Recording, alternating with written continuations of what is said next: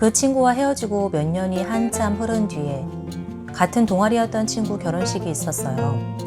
우리 셋은 무척 친했었고 그 둘은 같은 동네에서 살아서 혹시 그 친구도 초대를 받았을까 궁금했지만 뭐 미련 같은 건 없었어요. 그런데 이게 무슨 일입니까? 그 친구가 떡하니 결혼식 사회를 보고 있는 겁니다.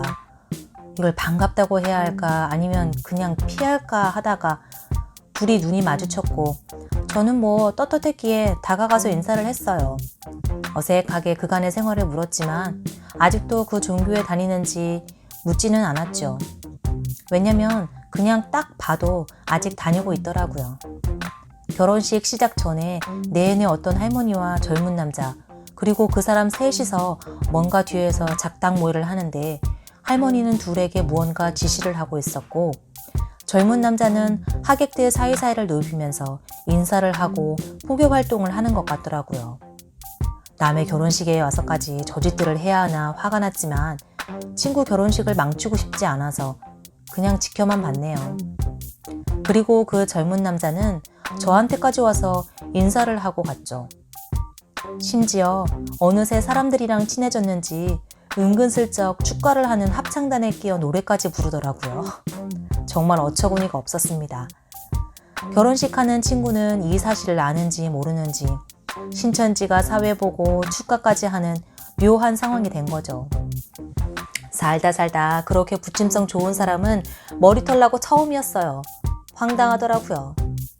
그리고 아니나 다를까 며칠이 지난 후에 그 젊은 남자에게서 문자가 왔습니다. 주미시죠? 태호 형에게 전화번호 물어봤어요. 친하게 지내고 싶어서요. 제 전화번호를 알려준 것도 너무 어이없지만 뻔하게 포교 활동하는 게 눈에 보여서 기가 차더라고요. 그래도 예의를 지켜서 몇 마디 대꾸를 하다가 차단했습니다. 왠지 그때 하객으로 왔던 사람들이 걱정되더라고요. 이걸 결혼식한 친구에게 말해줘야 하나 싶다가 신경 쓰고 싶지 않아서 말하지 않고 지내다 어영부영 또 몇 년이 흘렀어요. 그리고 그때 결혼식을 했던 친구는 종종 연락을 해서 밥을 사겠다고 했지만 만나지는 않았죠. 그러다 꼭 보고 싶다는 친구의 말에 약속을 잡았는데 무언가 기분이 쎄한 겁니다. 저는 2번이나 친구를 잃고 싶지 않았고 제 눈으로 직접 확인하고 싶어서 그 친구를 만난 자리에서 물어보았어요. 혹시 너도 신천지니? 그 친구는 잠시 머뭇거리더니 태호 따라서 나가봤었는데 거기에 천국이 있어. 너도 같이 가자. 그래? 그럼 너 오늘 나 만나러 나온 게 나 전도하러 온 거니? 그랬더니 그 친구 알. 그냥 너 얼굴도 보고 너한테 말씀도 들려주고 싶어서. 태호가 보냈어? 아니 그건 아니야. 가끔 연락은 해. 걔는 바빠. 거기서 정말 잘 돼서 말씀 전하는 사람이 됐어. 너도 우리랑 같이 천국 가자. 태호가 거기 목사가 됐다고? 너무나 충격적이었습니다. 그리고 한술 더 떠서 그 친구는 이미 결혼식이 있기 전부터 신천지 교인이었고 저처럼 아무것도 모르고 참석한 친구들까지도 포교 대상으로 삼고 있던 거였어요. 그 젊은 남자가 축가를 부른 게 정말 이해가 되지 않았었는데 그제서야 의문이 풀리더라고요. 태호 역시 자기 엄마를 따라서 거기에 나갔던 것이 시작이었고요. 누가 마마보이 아니랄까봐. 그렇게 그 친구의 이야기를 모두 듣고 난 후 그래 고맙다. 그런데 너는 너의 천국을 가. 나는 나의 천국을 갈게.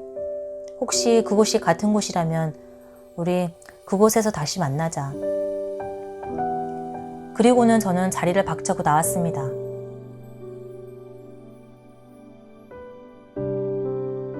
그 뒤에도 그 친구는 종종 안부를 핑계삼아 연락을 했는데 아직도 저를 관리하고 있다는 느낌을 받아서 소름이 끼쳤어요. 정말 더 충격적이었던 건 그 얼굴 하얀 멀대. 제가 학교 동아리 홈커밍데이로 학교를 방문했었는데 글쎄 거기에 있는 겁니다. 너무나 충격적이어서 뭐라고 말을 하고 싶었지만 이제는 이들의 실체가 너무나 무서워서 말도 못하고 그 자리를 도망쳐서 나왔어요. 그 멀때도 저를 알아보는 걸 느꼈고요. 사실 남자친구와 그렇게 헤어지고 얼마 지나지 않아서 소식을 들었는지 저에게 연락이 왔었어요. 자기 이야기 한 번만 들어달라고요. 저는 매몰차게 거부했지만 집까지 찾아와서 문을 두드리고 열어달라고 했고 동네가 소란스러워지는 것이 싫어서 문을 열어줬더니 제 방까지 들어왔었어요. 더 이상 듣기 싫다고 내쫓고 난 뒤에도 수시로 문자를 보내고 포기를 하지 않더라고요. 그의 그러한 포기 활동은 제가 졸업을 하고 난 뒤에야 끝이 났습니다. 몇 년이 지난 사이에 그 멀때는 학교 학생들을 포섭해서 새로운 종교 동아리를 만들었고 기존 종교 동아리 연합에 가입해서 간사라는 직책으로 활동하고 있더라고요. 아직도 그렇게 살고 있는 그가 솔직히 너무나 무섭습니다. 그 뒤로 종종 주변의 신천지로 인해 가정과 관계가 파탄한 이야기들을 들을 때마다 저는 분노감에 휩싸였고 나의 잃어버린 친구들의 가슴 아파했습니다. 그리고 아주 최근에 신천지 때문에 전국에 떠들썩한 시기에 딱 한 번 인터넷에 신천지를 검색해 보았어요. 어렵지 않게 전 남자친구의 설교하는 모습을 볼 수 있었어요. 마음 한켠이 아려우면서도 다시는 마주치고 싶지 않은 이들의 집착에 정말 소름이 끼쳤습니다. 아직 동네 교회를 나가시는 부모님 이야기를 들어보면 어느 집사님 딸이 신천지에 빠져서 학교도 그만두고 학비도 다 가져다가 헌납하고 가족들이 데리러 갔더니 자해까지 했다는 이야기를 듣기도 했네요. 저는 이런 일들이 있은 후로 교회에 나가지 않게 되었어요. 무언가를 믿는 것에 대한 회의감이 들어서요. 우리는 약하기 때문에 두려움이 있고 그래서 무언가 기댈 곳을 찾아 마음의 안정을 찾기 원하죠.